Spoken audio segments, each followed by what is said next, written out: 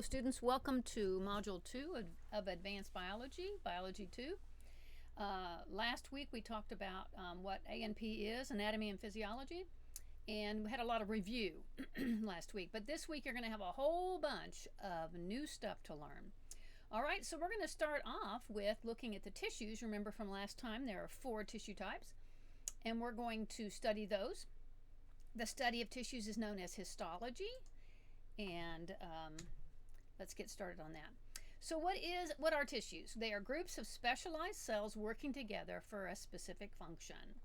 They're the building blocks. Okay, there are 4 types. Do you remember them from last week? Here we go. Nervous tissue, connective tissue, muscular tissue, and epithelial. There you go. Did you remember those? Remember, they're going to be on quizzes and tests and things like that. So that's a good thing to know for the rest of your life. A little more detail. When we're looking at nervous tissue, it's extremely specialized tissue and it involves the brain and the nerves. So it allows for electrical signals to be sent from your brain to the rest of your body. Connective tissue connects within, like it says. It supports, it cushions, it insulates.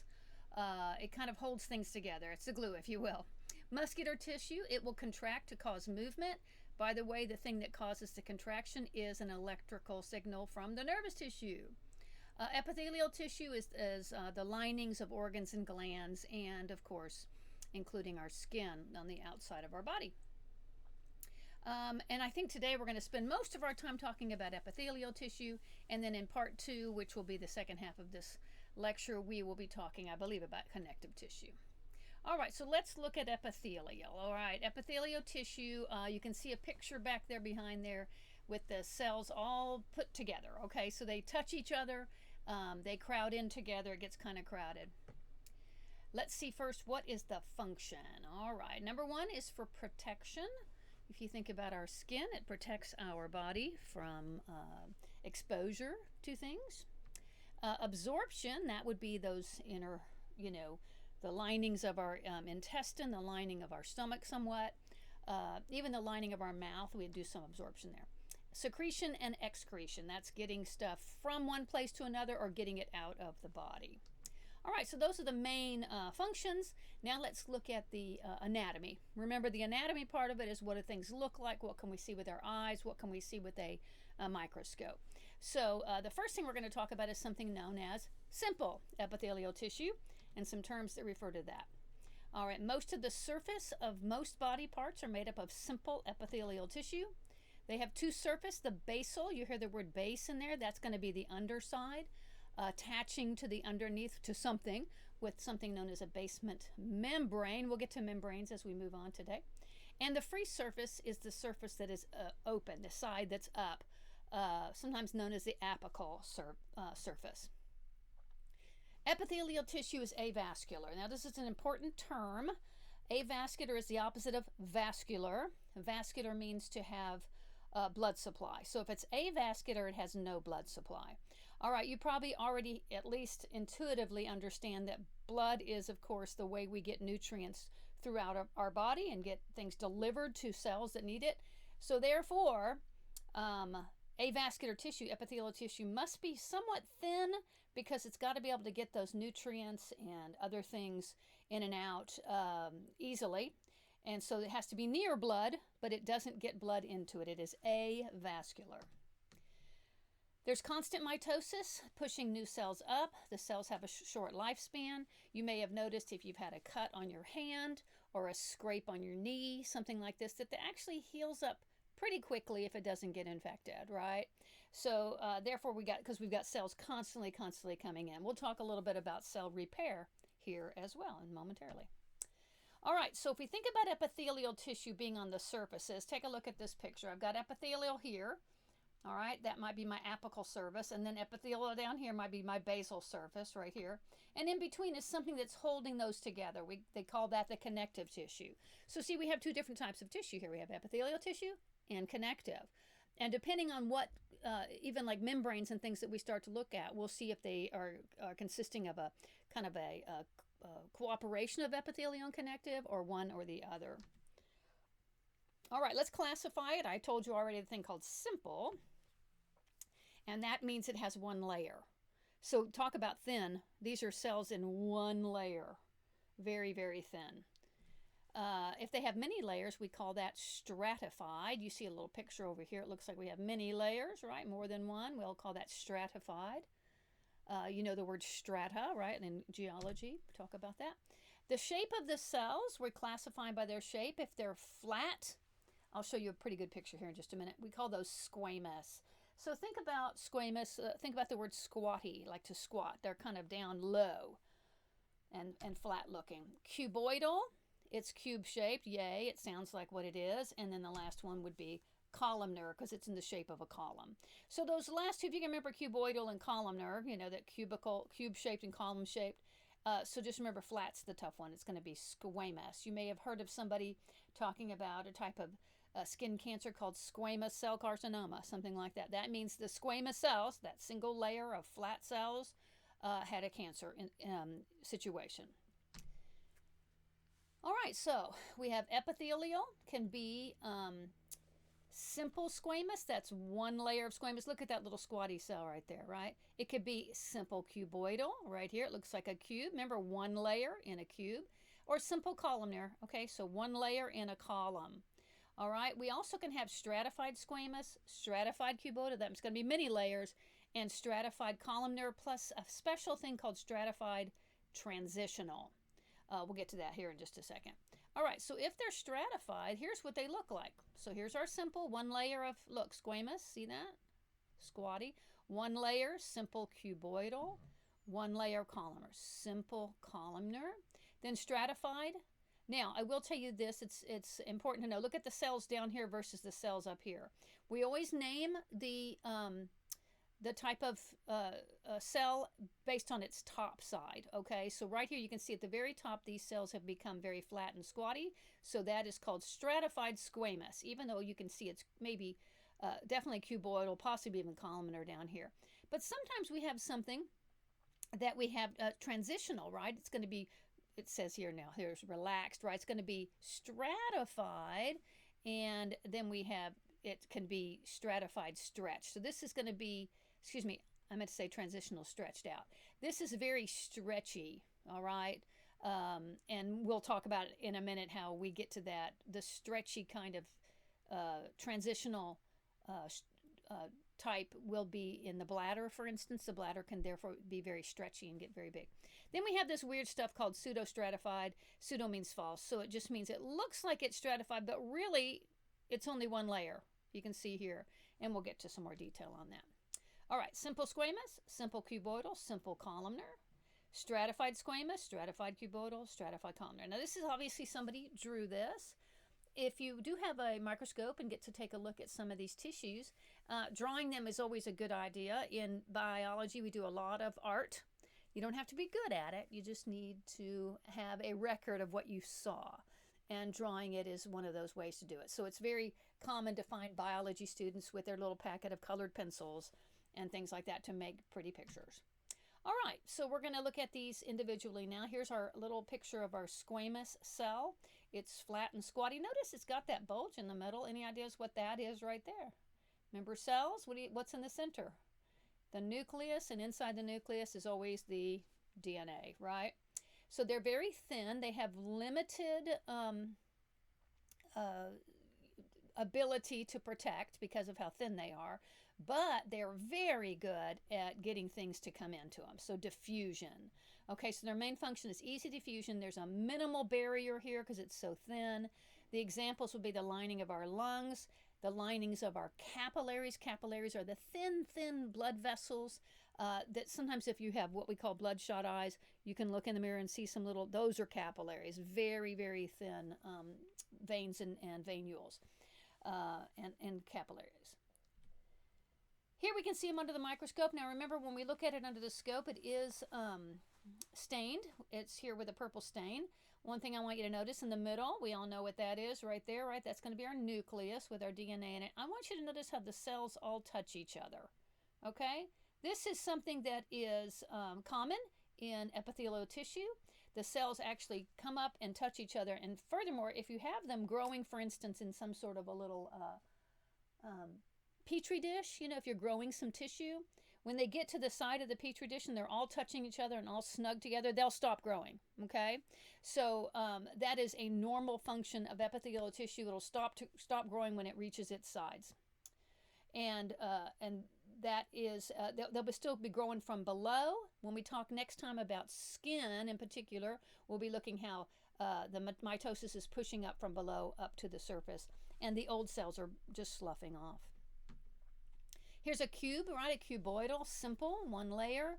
It's a little larger, and because it has more room for cellular mechanics, then we can do things like secrete and absorb things, you know. So remember we talked about the Golgi apparatus would pinch up whatever it made off and send it out of the cell. Cuboidal cells have more opportunity to do that. So we have some glands that are example of this, salivary glands in our mouth, right, to make saliva. In our pancreas, we have some secretion of various things. Those would be digestive juices, but also insulin, important parts of the pancreas. Here's it under the scope. You can see they are very box-shaped or square-shaped, but they are in one layer. Notice here, see we have the one layer, and right here there's something else, right? There's a little something that's joining together. That's going to be that connective tissue I talked to you about. Right here you can see it as well. All right, so this is a well-made slide, obviously also stained. Sometimes when you make your own slide, for instance, if you do have a microscope, you can take a scraping with a toothpick on the inside of your cheek and put it onto a microscope slide, and if you have a drop of, it's pretty easy to get, methylene blue stain, you can see your cells under the scope. But they won't be attached to anything anymore, right? You've scraped them off. Therefore, you're just going to see them kind of all over the slide, right? They're not going to be, you won't be able to tell if they're cuboidal or squamous because they're not going to be attached to anything. But you certainly can see them. If you have a bigger, sample of tissue that's been cut away, then you can definitely tell. All right, simple columnar. I really like the columnar cells. They have much more complex tasks that they are available to do. And one of the things they do, which is pretty cool, they have a cell inside of it. I'll show you a picture of that here in a minute, called a goblet cell. Now, a goblet, you think of a goblet like a big cup, right, at a medieval feast or something. Well, these goblet cells make something called mucus. Now, that might gross you out a little bit. None of us really are big fans of mucus, right? They are annoying to our life, but it turns out mucus is super important, and it's actually a pretty amazing design that God has there for this mucus coming from these columnar cells. Some of them have things on them called cilia. Now, if you remember from Biology 1, cilia or ciliated cells are actually like little projections that come off the top of the cell and they move around. Okay, we're going to watch a video here in a minute. You'll see how these like little hair-like structures help move the mucus along. All right, so it actually is like swaying in the wind, if you will. The examples would be the lining of our stomach, the lining of our small intestines that are famous for this. And both of those, the stomach and the small intestine, utilize mucus quite extensively. All right, so you can see, look how tall they are, look how whoosh. But it is simple. Notice here's our basement membrane, probably connective tissue, going all the way to the top. Okay, remember the top surface or the free surface, also known as apical. So this is simple columnar epithelial cells in the digestive tract. That's the nucleus. It's hard to see here where, and it's not labeled, is it? No, where we can see some of those goblet cells. They will stain. You can see them, but I'm going to show you, I think, an artist rendition of it here. They're stained right there. See? So this is within the columnar cell. Here's a good example right here. See this one, the columnar, there's the nucleus. You can actually see some definition in there, and there's a big old columnar cell right there. And it's going to be squeezing out what? Mucus to the surface. Yeah, so here it is. This is what the goblet cell looks like. And you get up here, the secretory vesicles, that's where the mucus is. It's going to be released here at the top. And those little microvilli, those are just really small villi, are going to be moving along to get that to travel. All right, this is going to be a little video to help us to appreciate the function of mucus. Gotta love Ted Ed.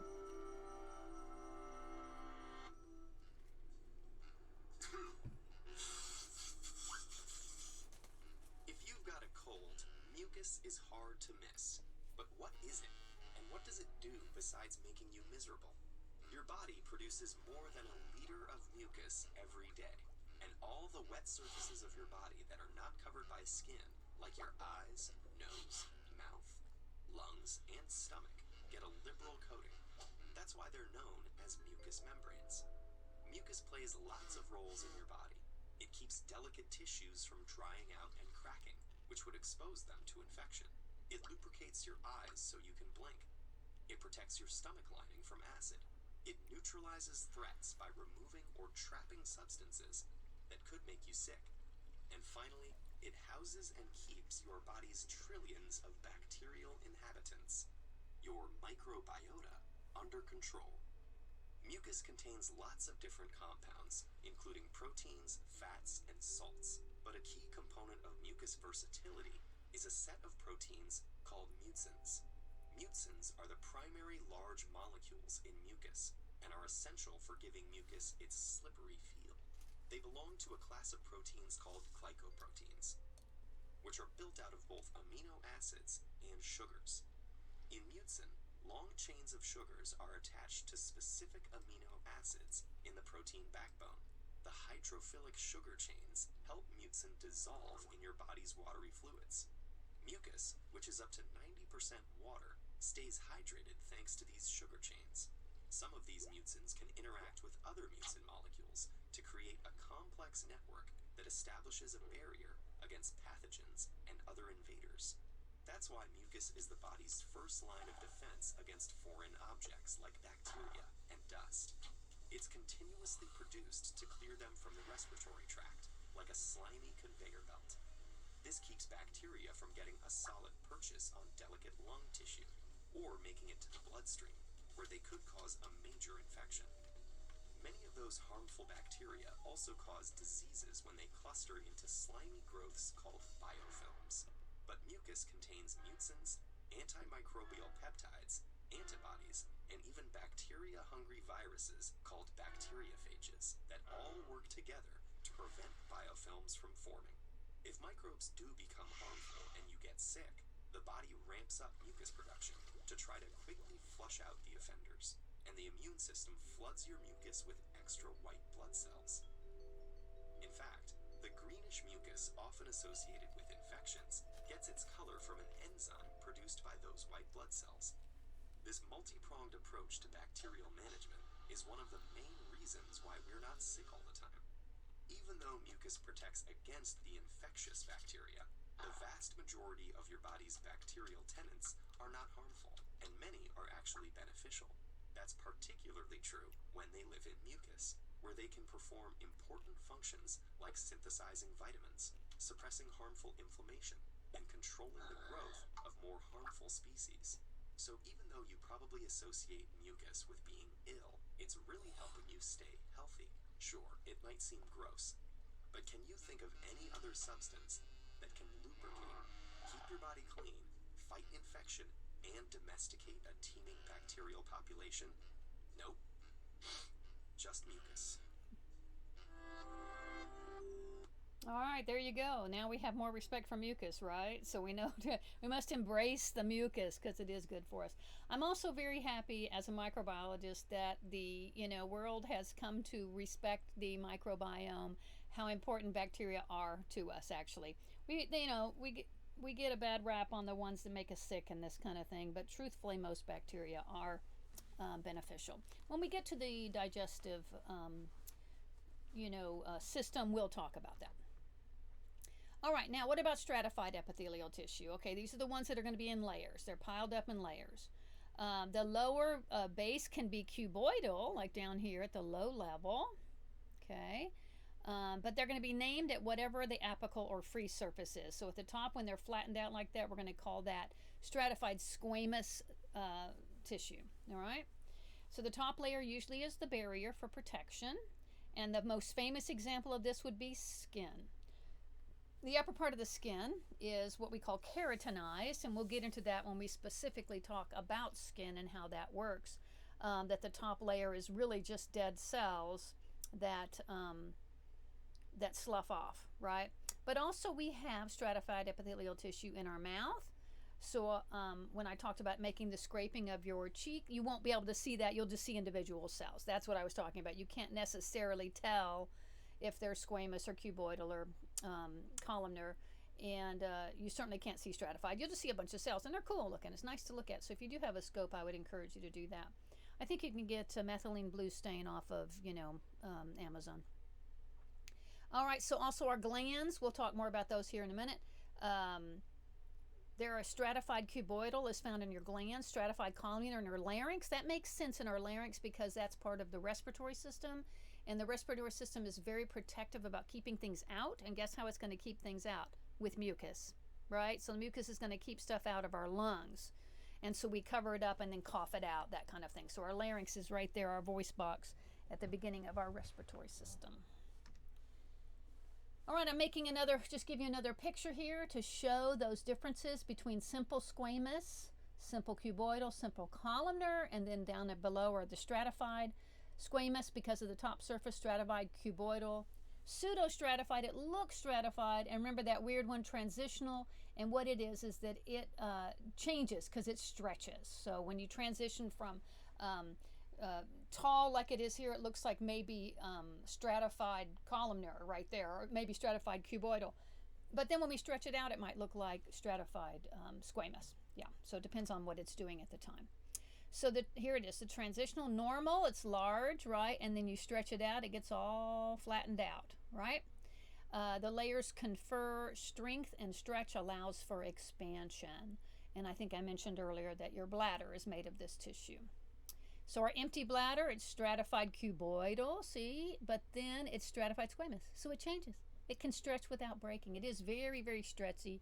I don't know if you're aware, but I think that the Native Americans, used to use the bladder of the buffalo or other animals that they had slaughtered, and they used every bit of it, right? The bladder was used because it was stretchy for a while at least to be like canteens. They would put water in it, hold water in it.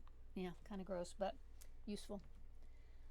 Here's our pseudo-stratified. So remember, it looks like it's stratified because there's kind of this thing here like this, but really there's only the two surfaces, 1, 2, 1, 2. Notice this has cilia at the top. These are the goblet cells in there. They're making the mucus, right? So one of the examples of this are the trachea. That's also in the lungs, right? That's the part leading to the lungs, so that's part of the respiratory system. Absolutely makes sense that there would be cilia and mucus here once again to keep stuff out of our lungs, to make everything clear. We want everything to be clear in our lungs so we can have good gas exchange. Here is a microscope slide, and you can see the cilia. It's a nice, well-made slide. It's got the pointer here showing you the different pseudo-stratified. So let's see if we can tell. We can see these going to the surface. Can you see one that's not like over here, maybe not quite getting to the surface, right? But it's not in layers per se.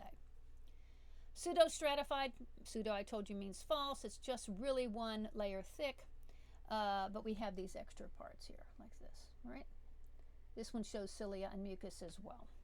Nasal cavity, trachea, also in those places. So summarizing, notice I've had these pictures up many, many times here because it's important for you to know it.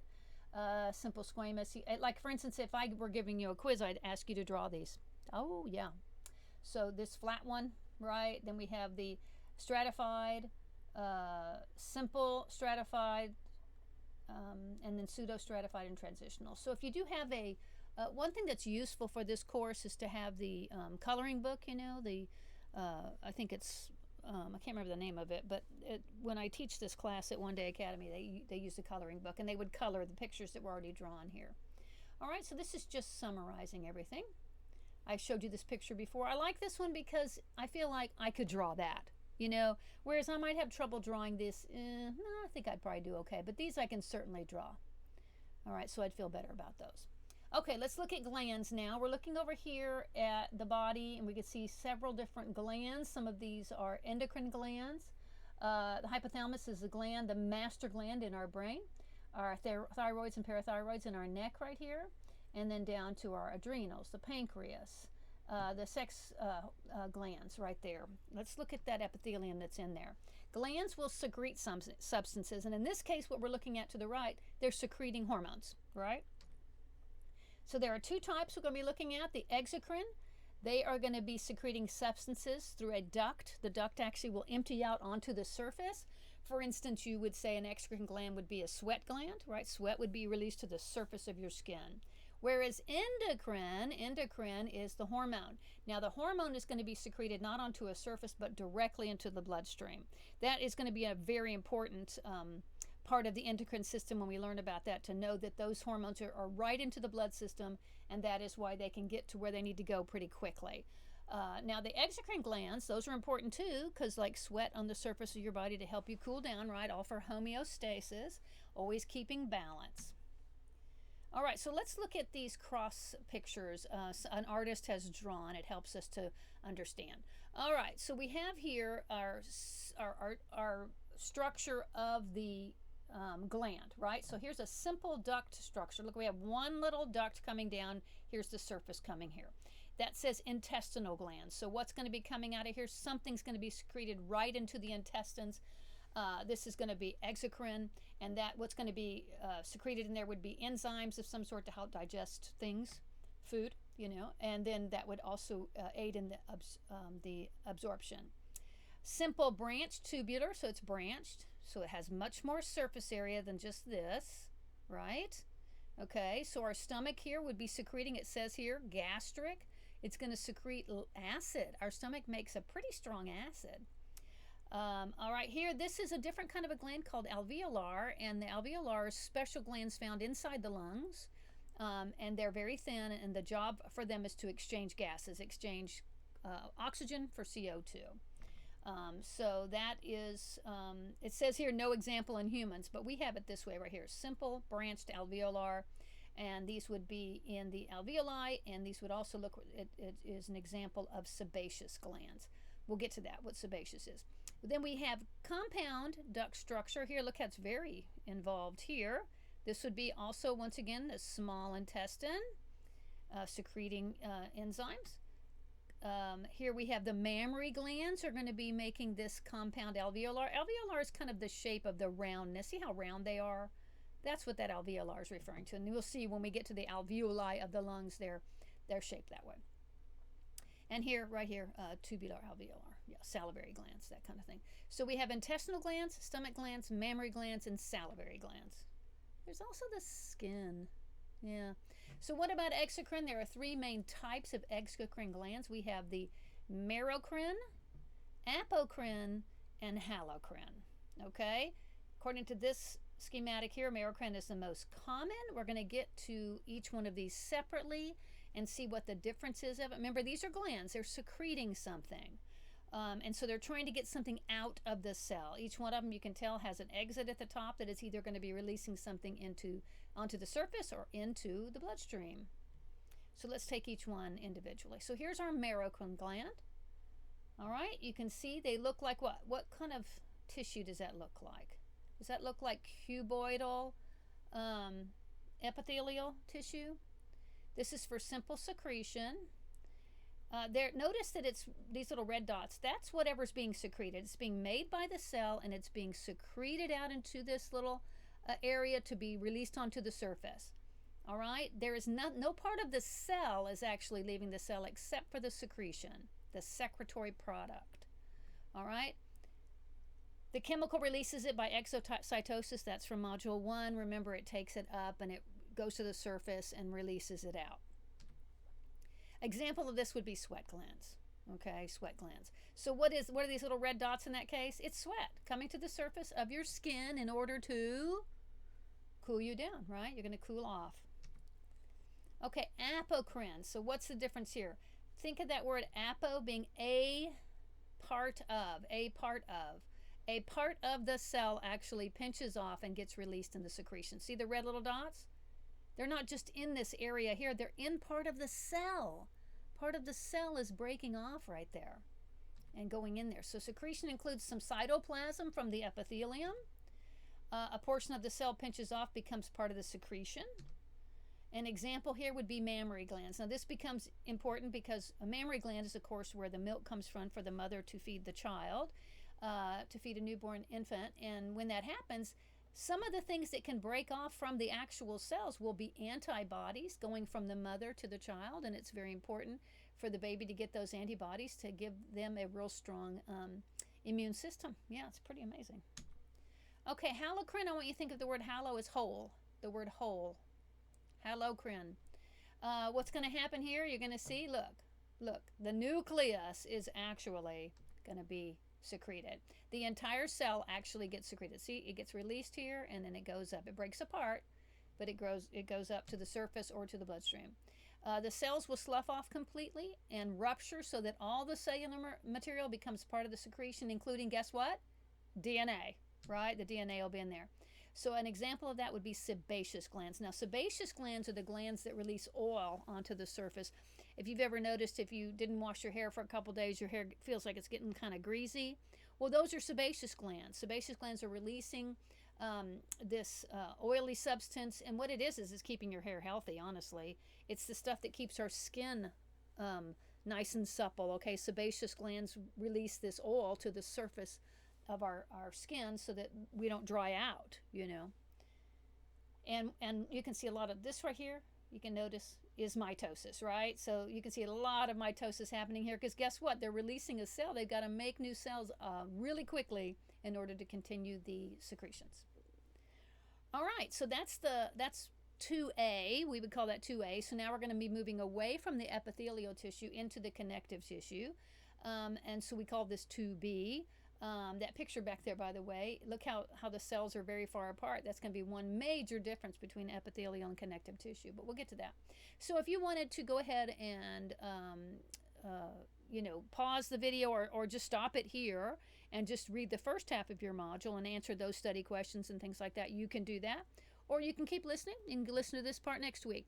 I just always taught this in a one long lecture so that I could keep the continuity there and not miss anything and not miss any context. All right, so what is the function of connective tissue? We discussed this. It forms infrastructure. It's all binding things together. It's connecting things, binding and supporting, and also insulation. Insulation is, keeping your body, at the right temperature, warm. Maybe cooling would be for the epithelial side, but here we're going to keep our bodies warm. All right, so those are three important functions to write down. Now, connective tissue secretes extracellular material, and that material is called the matrix. That allows those cells, that's these little black things right here, to be far apart instead of touching each other the way the epithelial cells were. Okay, it's known as a ground substance. It's made up of proteins. It's sort of like a gel type of a substrate, and it causes those cells to be farther apart. Okay, so the pink in this picture represents the ground substance, the matrix, the kind of gloppy stuff that's there. But notice we have these things running through. These are different types of protein fibers, and depending on where we are, what type of connective tissue we're looking at, we'll have different protein fibers to give that specificity to that type of tissue. All right, let's get some other details here. There are 4 types. Okay, this gets a little bit complicated. I know that when I would give out a quiz, make sure that you understand what the question is. If the quiz question says, what are the 4 types of connective tissue, this is going to be your answer. 1, connective tissue proper. 2, cartilage, you've heard of that. 3, bone, and 4, blood. Okay, so see how totally different those are from one another? So connective tissue proper, we're going to break that one down some more, you see, so it's going to get a little confusing here. But cartilage, bone, and blood, we're going to cover these. I think we're only going to talk about the proper today, and maybe we're going to talk a little bit about cartilage today. But bone has its own module, blood has its own module. All right, so there we have connective tissue proper. Here we have cartilage. Notice how far apart those cells are. Those are the cells right there. Yeah, and there's all that matrix in here. Notice how these look very like ropes that are keeping things together, right? Then we have bone. Bone has 2 major kinds of tissue in there. Right here, this is what we call compact bone. Right here, these little dots, those are the nuclei. Notice how far apart they are. And then blood, of course, yeah. So it's hard to think of blood as being connective tissue, but think about this for a second. When you cut yourself, what does the blood do? It clots up, doesn't it? It clots up to stop the bleeding. and therefore you can see how that's connective, right? It kind of gets gloppy, if you will. We'll go through a whole, the module on blood about how to clot blood. It's pretty fascinating and quite complex. All right, so now notice here, I had connective tissue proper, right? Now I'm going to talk to you about connective tissue proper. Guess what? There's 4 types. So you see the confusion here? So if a quiz question says, what are the 4 types of connective tissue? Then you answer this, right? But what are the 4 types of connective tissue proper? You're going to answer this. Loose connective tissue, adipose tissue, dense irregular tissue, and dense regular. Yikes. All right, so each one of these looks different under the microscope. It has a different function. We're going to go through each one of these individually. All right. First of all, let's talk about the cells that make up this tissue. Okay, so the cells, they're called specialized cells. They're called fibrocytes and fibroblasts. Okay, so we see, when we see that word cyte and blast over and over, we're going to know the blast means it's immature. Okay, the cyte means it's mature. Okay, so here we're looking at fibro, right? It sounds fibrous. So of these down here, which one do you think is the mature cell and which one's the immature? You might be surprised. Yeah. So the immature one here is this pink one, okay, the fibroblast. And here is the fibrocyte right here, okay? And notice it's going to have kind of this long, so back in module 1, when you drew a cell, an animal cell, remember we drew a circle and we had the nucleus in the middle and all those little parts, that kind of thing. Well, this is the shape of fibroblasts and fibrocytes. They kind of this weird long thing here. Now I will tell you what is the difference between this and this one. When does this one become mature? Inside this cell right here, it is making the matrix and secreting it all around. Once it's completely surrounded by the matrix that it made, it is then mature and called a fibrocyte. All right, so we can see here we're looking at, this is the matrix in here. That neutrophil is a white blood cell, so is the eosinophil, a white blood cell. Here is one of those, let's see if they've labeled it. It looks to me like a fibroblast. Oh yeah, it's labeled here, fibroblast. Right, so this must be young tissue right here. This is a macrophage. A macrophage is a very large white blood cell. A mast cell is got histamines in it right there. It's a type of cell that functions in, well, when there's overreaction, we have allergy, creation of allergy and things like this. We have fibers. This is collagen fiber for stretchiness. And then these blue things, does it label those? Oh yeah, elastic. That's also stretchy right there. Okay, collagen's going to give me strength. This is a fat cell. By the way, the name for a fat cell is adipose. That's what that word comes from. So loose connective tissue, what is its job? It handles light duty binding. It's not very strong, but it is quite flexible. It's found in the hypodermis. Okay, so let's look at this picture right here. This purple stuff right here, okay, this is called the dermis of the skin. Right up here is called the epidermis. It's hard to tell, but there's like 5 layers of epidermis right there. All right. And then beneath, so that's epithelial, that's epithelial. Beneath the epithelial, we have loose connective tissue. See how loose it is? All right. And then beneath it, look what I have. Irregular dense. Look how irregular. It's just crazy all over the place. Okay, but we're talking about loose connective. Guess what? If this is my skin, is your skin stretchy? Yeah, you can stretch it, right? Not forever or anything, but it can be moved. Like when you bend your arm at the elbow, thank goodness it's stretchy, right? Otherwise it might hurt to bend my arm like that. So that loose connective tissue is just below the skin. Here's a picture on the scope of what it looks like. So each cell right here, those are the cells, the dark ones. If you look closely, this is a white blood cell right here. I can tell by that. This might be too, but notice you can see the nucleus inside there. And then look at these thick things are probably the collagen fibers, and then these thin ones are probably the elastin.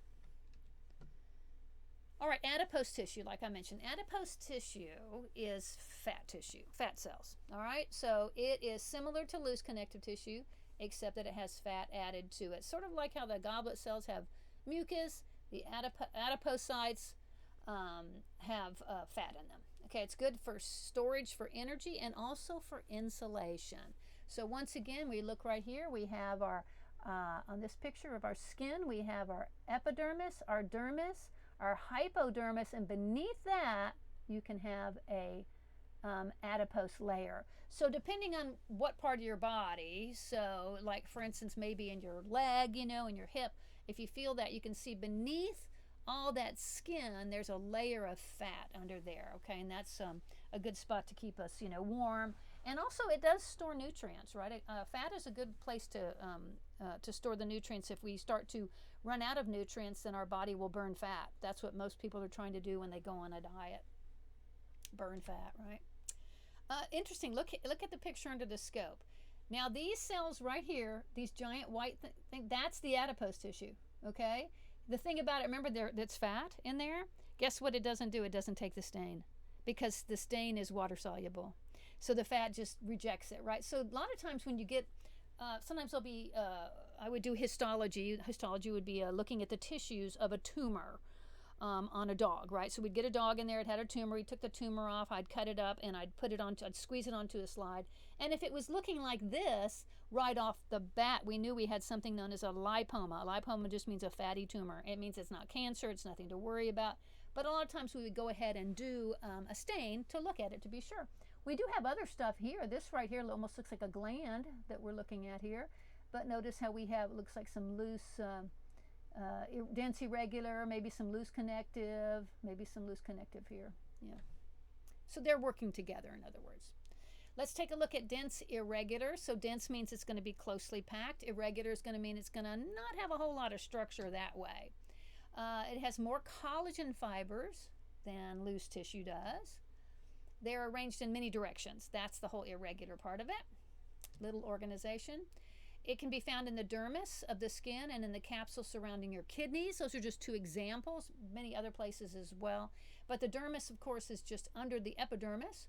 And we can see that that is a vascular cell. Did I say earlier that the dermis was epithelial? Because it's not. It's connective tissue. So I apologize if I misstated them. All right, so here we go. There's our epidermis. Look how many layers. Then our dermis, connective tissue of the dermis, right down here, underneath here, like that. Notice all those little things. When we study the skin, you'll find out what these little papillae, it's called, are for. Okay, it's actually to get the blood up to these avascular tissue right up here. Remember, avascular, no blood supply. Look how irregular that looks. That's an awesome slide right there. It looks like, I don't know, swirling winds or something, yeah. But you can see the cells separated kind of far, and then they have all that matrix in there, and then they have the collagen collagen protein and the elastin. Dense regular, once again, closer together, but the regular, what do you think that's going to mean? It's going to have a little more organization, lined up a little bit more rope-like. So it exhibits something known as tensile strength or tensile strength, which is rope-like. So think about a rope for a second. What would I use a rope for? I'm not going to use a rope to stand on, right? It doesn't have that kind of strength, but I can use it to pull something, right? Or I can pull myself up a rope. So think about that. If I'm on a rope and I'm going to pull myself up, you can hear it kind of stretch down and go when you stretch on it. And it's really strong. When you stretch it, it actually gets stronger. That's called tensile strength, rope-like tension. It can be found in tendons and ligaments. Those are between our joints. And it's important for those to have that kind of strength. All right, so here is the shoulder right here. We're going to learn all about this during the year, y'all. It's pretty cool. Check out that tissue. Look how well lined up it is. It's much more regular. Now, these are our big cells with our nuclei in there, possibly multinuclear. Notice it's called a fibroblast right there. Lots of collagen fibers for strength. So collagen gives me strength. You're going to see how this muscle tissue, which we'll learn about in another module, turns into this thing called a tendon. So the tendon is connective. Literally, it's connecting it to the bone, right? So that makes sense right there. All right. Here's a scope picture, much more organized here, much more straight lines going there. I like this. I believe the book explained this, how if we can compare connective tissue to various other things. So if we have duct tape, that's like dense irregular tissue, right? It just can have strength in many directions. Masking tape, it would be loose connective tissue, right? It's not as strong. It has some light binding. Masking tape usually is put up for a little bit, then you paint and then you pull it off, right? So it's meant to be pulled off, so it's light binding. Our adipose tissue would be like a warm blanket for our insulation. And then our dense regular would be something that has tensile strength, like kite string, like string that you can pull on and it won't break very easily. So I like that kind of example to show how these connective tissues compare to one another. All right, cartilage is super cool. All right, turns out that, look, we have the word blast and site again. So blast means an immature. So here's the cell, here's its nucleus. Chondro refers to cartilage. Okay, so a young cartilage cell is called a chondroblast. And as it's growing, guess what it's making? Matrix, matrix, matrix, all around here, matrix. Once it's completely surrounded by matrix, this is 2 cells, by the way, completely celled, then it's considered, completely surrounded, it's considered mature, therefore called a chondrocyte. And the cell is here. It actually hollows out a little space called a lacuna. All right? So cartilage is hard avascular tissue. Avascular, no blood supply. Okay, so it has to be thin. Think about your ears. You can wiggle your ears, right? That is a type of cartilage right there. It's very bendy. It's very elastic. In fact, it's called elastic cartilage. But it's pretty thin. The tip of your nose, actually higher up on your nose, it's a little harder right up there. All right, they have a firm matrix. That's what gives its strength, and it keeps its shape, for instance, like the shape of your ear. The specialized cells, or the functional cells there, are called chondrocytes, the mature ones, and chondroblasts. They're encapsulated in a firm matrix, okay? So the matrix is like this purple, and then they hollow out a little spot called the lacuna. A hollowed out space, lacuna, where they're kept safely, like a little lagoon kind of a thing. All right, so there are 3 types of cartilage. Once again, we're looking here at labeling things, right? So at least this is only 3 and not 4 to be even more confusing. All right, we have 3 main types. We have hyaline cartilage, fibrocartilage, and elastic cartilage. Elastic cartilage is the one you're going to be most familiar with. That's what you find in the ears. Okay, so hyaline cartilage is firm. It's like a very, very hard plastic. It has high amounts of collagen fibers, giving it a lot of strength. It also has resiliency. That means it's softer. It can bend, but it doesn't bend. So think about something made of plastic that you can still bend. It's hard to bend, but you can still bend it. It has a little bit of give so that it doesn't break very easily, right? If you have a plastic pen or something, you can bend it before it breaks, right? That's what it's like. We find that in the rib cage on the caps of the end of the bone. Right here, we're looking probably at a knee joint right here.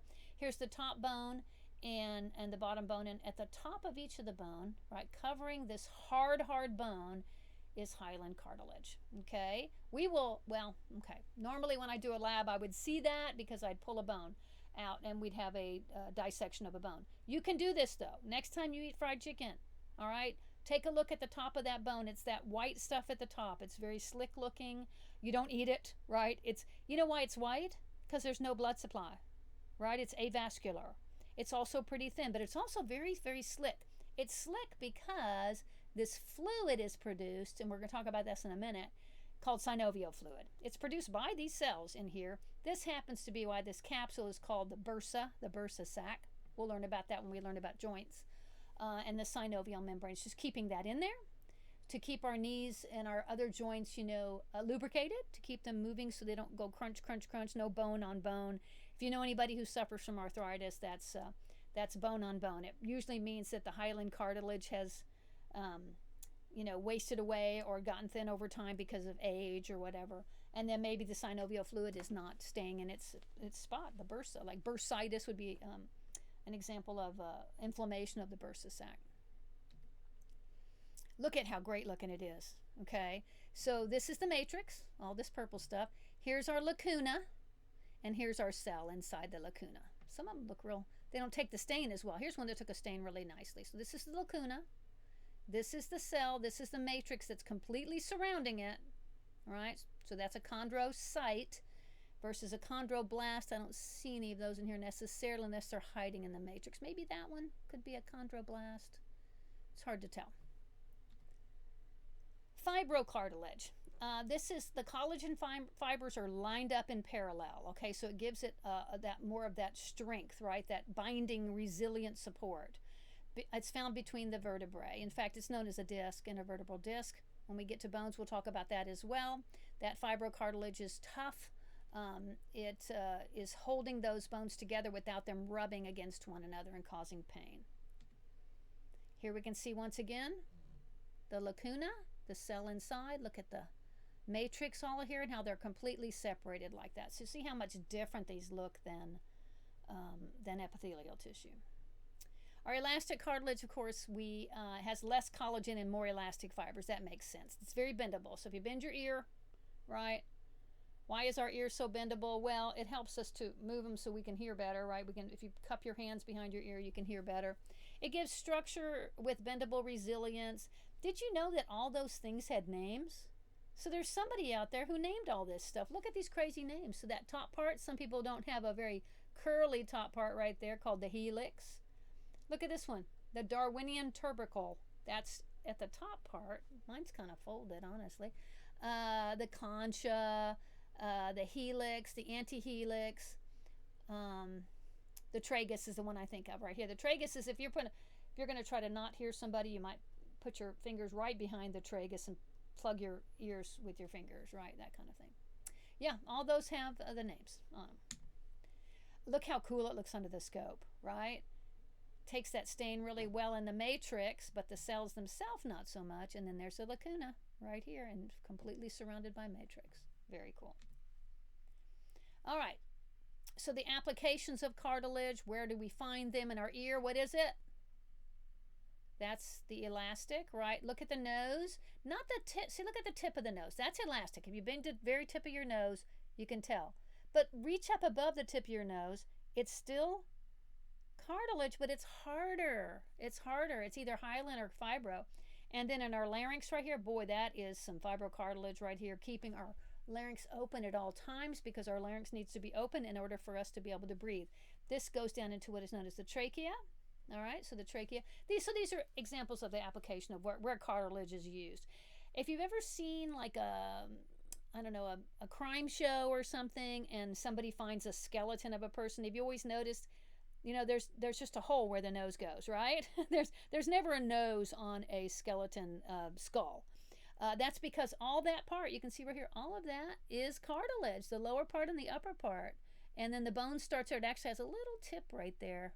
So if you've ever seen a skull, it has that little kind of pointy tip coming down there. Because the cartilage, wastes away. It degrades faster than bone does.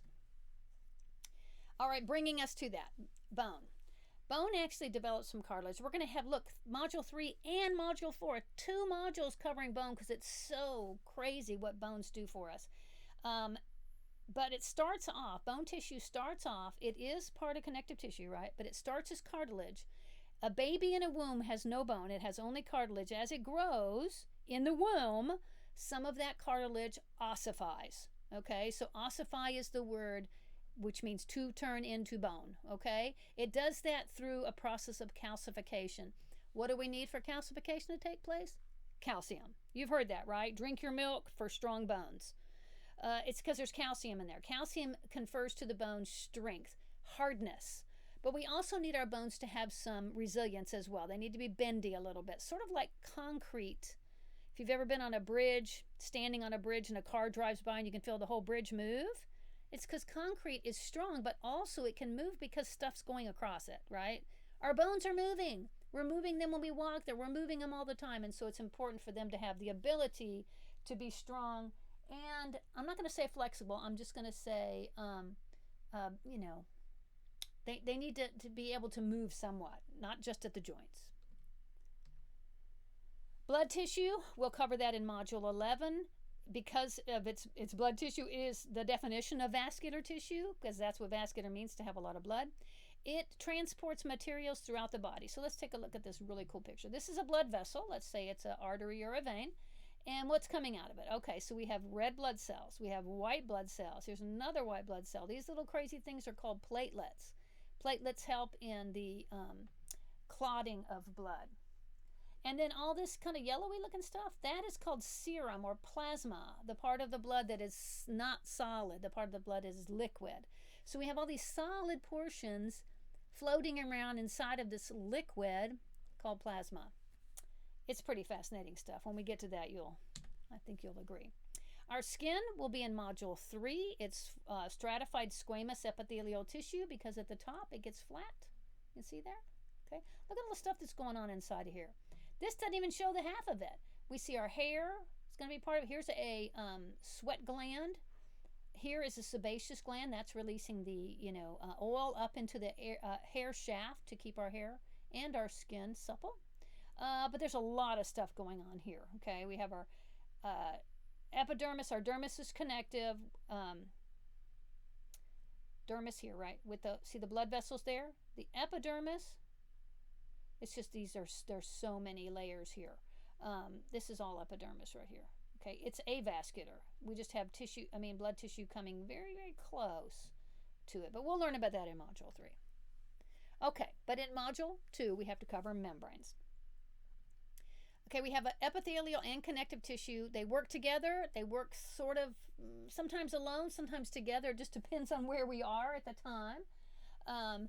And it usually to form membranes for protection, usually to keep things from either rubbing together. Mostly friction is the big problem we have to avoid and why we have membranes. Okay, so friction in the body. There are 3 types. Oh no, 3 more types of things. Mucous membranes, we talked about that a little bit when we talked about mucus. So it's going to be the lining of your mouth, lining of your stomach, lining of your intestine. Serous membranes, we're going to see these are going to be surrounding our organs in our body. And then synovial. Synovial are in the joints. Okay, and we'll cover those joints specifically at some point. All right, so our mucous membranes are right here. The moist epithelial tissue of the linings of the mouth, stomach, intestines, areas that open to the outside of the body, inside your nose, for instance.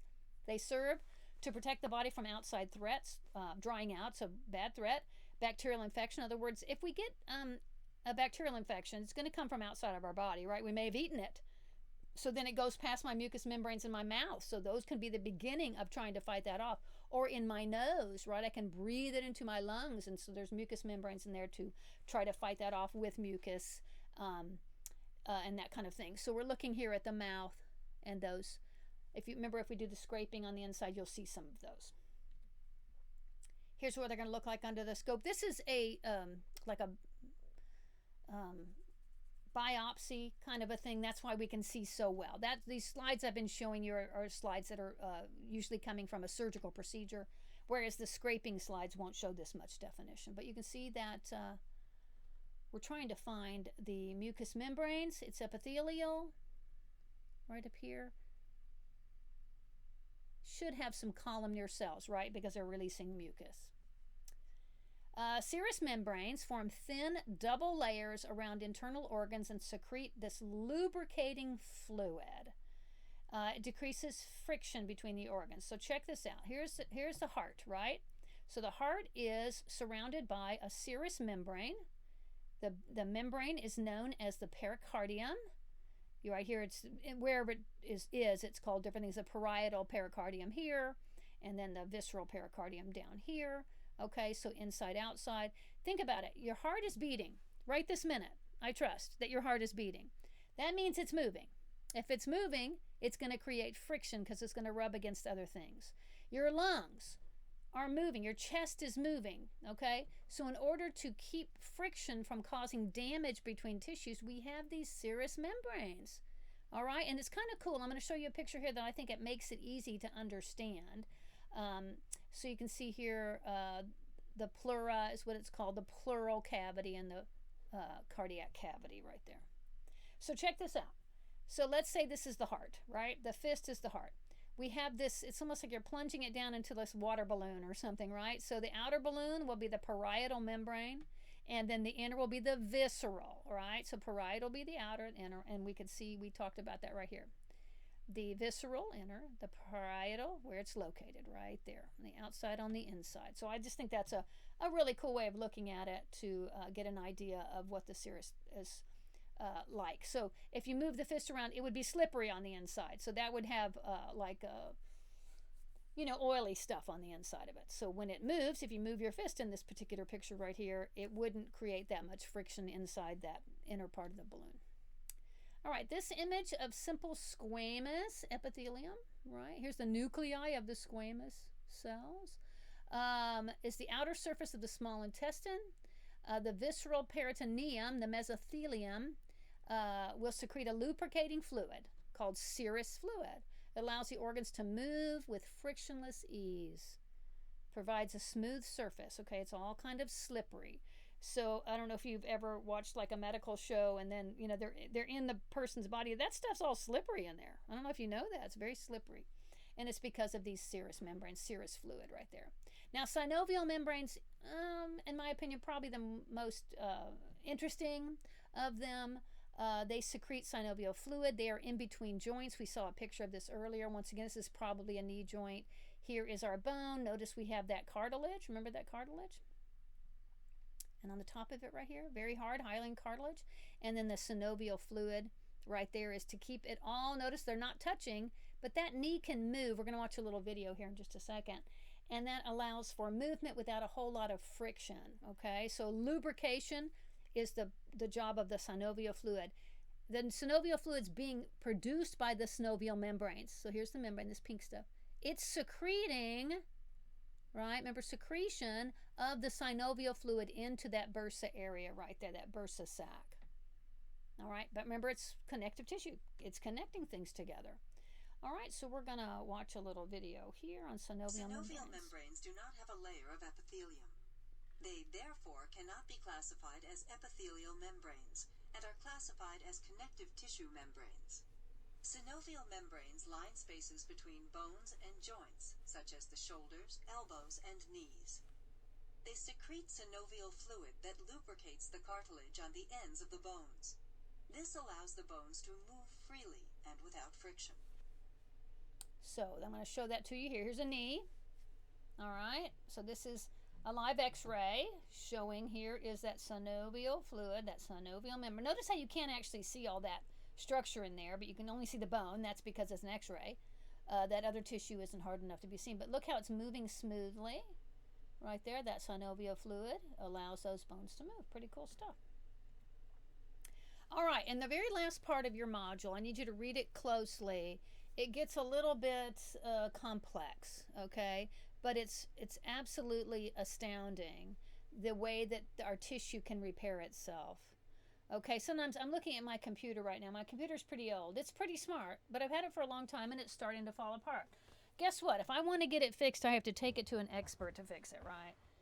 Our bodies are different. Our bodies will fix themselves. It's pretty amazing stuff. If we have an injury to our body, it'll oftentimes fix itself, repair itself. Sometimes we need intervention. If we break a bone, for instance, we might need a doctor to help us get it aligned so that it'll heal properly, that kind of thing.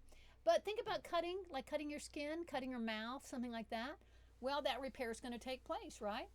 So replacing damaged tissue depends on the type that we're damaged. Okay, so it turns out that we have cells in each of our systems, and those cells fall into two major groups. Okay, the two major groups would be stromal cells and parenchymal cells. Okay, so if they are stromal cells, remember this depends on where we are, right? So if we're talking about the brain, we'll talk about which one of those are stromal and which one of those are parenchymal. Okay, you get it?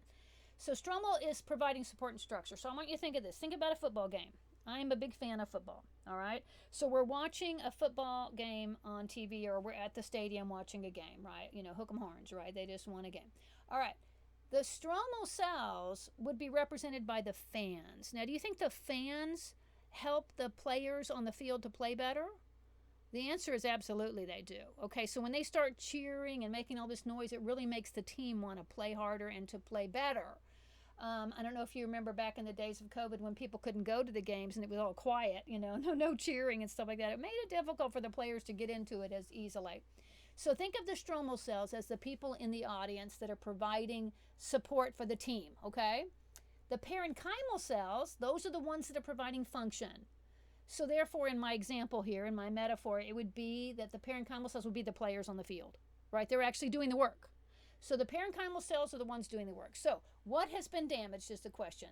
Have my support and structure cells been damaged? The stromal cells been damaged? Then we can see about repair there. If they're parenchymal cells, it gets a little more complicated because guess what? If they're doing functional things, then that's a specific thing that they're doing. So to replace that is going to take some time for healing. Okay, and in some cases maybe no healing is available. So we're going to get to the next set of crazy words. Here we go. All right, so if the stromal cells are damaged, remember these are the supporters. The function is still working, right? There's no problem there. But if the damage is done to the functional cells, the parenchymal cells, we need a more vigorous type of repair to restore the function of these cells, okay? Now, getting more complicated. Not all of the parenchymal cells can be regenerated, okay? So we're looking at the parenchymal only now. Parenchymal means the ones that are doing the work. For instance, in the nervous system, the cells that do the work are called neurons, okay? Neurons. And so it depends on, if they get damaged, then we're going to see what can happen here. Are the parenchymal cells labile? That's our first question. The word is labile. For instance, in our skin, what's the function of the skin, right? Protection, all right? So therefore, the parenchymal cells of the skin are on our surface. They're right here throughout the whole skin, and they are considered labile. And that means they can have quick mitosis to replace things like if you get scraped, that has taken some of your skin away, and I can have those quickly replaced with new cells pushing up from underneath, okay? So therefore, the parenchymal cells, or the functional cells of the skin, are labile. All right, some cells in other places, like bone, for instance, are called stable. All right, stable cells. They don't go through quick mitosis like labile cells do. They only go through mitosis when it's needed. So, for instance, if you break a bone, okay, then if you've ever broken a bone, you know that it took some time for that to repair, right? You had to put some, like a cast on it or something like. I've never broken a bone, but a cast, or even some people have had surgery. My grandson had to have surgery, had to have some pins put in his broken arm, you know, just to keep them lined up so that the healing process could take place. Since the cells, the functional cells of the bone system are considered stable, then all I need is time to get those to knit back together, and they can actually return to full function after some time has gone by, okay? But here we go. We have the ones called permanent cells. Okay, there's no mitosis there. Once you have reached maturity as a human being, these cells are not replaced, all right? They cannot regain the lost function. There can be repair to the stromal cells. So for instance, in our brain, if you have damage done to your brain somehow, car accident, something like that, the parenchymal cells are gone forever, okay? The stromal cells that are alongside them can come and support them and can help through lots of therapy and stuff like this. They can help to regain some of the function, okay? Now, having said this, read your book carefully because things are changing. There are particular neurons, for instance, the neurons in your brain that are responsible for the sense of smell. We'll get into that when we talk about the senses. I think that's Module 9. Those actually do regenerate. And for the longest time, they said they're the only neurons that regenerate, okay? The ones that are responsible for smell. That's because we're being bombarded by things that smell, you know, good, bad, or otherwise, all day long, right? So they have to work a lot. So those can be replaced. But other cells, I don't know if you've ever known anybody who had a spinal injury, and somebody who might have become a paraplegic or a quadriplegic due to a break in their neck or something, and how they don't regain their ability to walk, right? At least a friend of mine was a quadriplegic after a car accident, and she never was able to regain the ability to walk or to get out of her wheelchair. Now, things are starting to change a little bit, okay? Depending on where the damage was done, some nervous tissue can be regenerated, okay? Namely, there's a lot of research happening right now about this, namely through a process known as stem cell research. Stem cells are cells that haven't decided what they're going to be yet. So there's some real exciting research about stem cells able to heal damaged neurological cells, neurons. Now, I don't necessarily mean that we never will have anybody who's a paraplegic or quadriplegic again. That remains to be seen. But there is some exciting research being done on that. And you might be coming to, as a high schooler, might be coming into that type of medicine time, if you're interested in going into medicine, where research could be done to see about fixing some of these, repairing some of this tissue that is always has been considered permanent, therefore no repair. But now if we can manipulate it in some way, there may not be mitosis of existing cells, but what if we go in there with some stem cells? Very interesting. You can look into that. All right, so we're at the end of Module 2. I hope you enjoyed it. So go through and answer your study guide questions and that kind of thing. And then I will see you the next time we are going to be looking at more epithelia. I think we're going to be looking at skin in Module 3. All right, have a great week. Bye.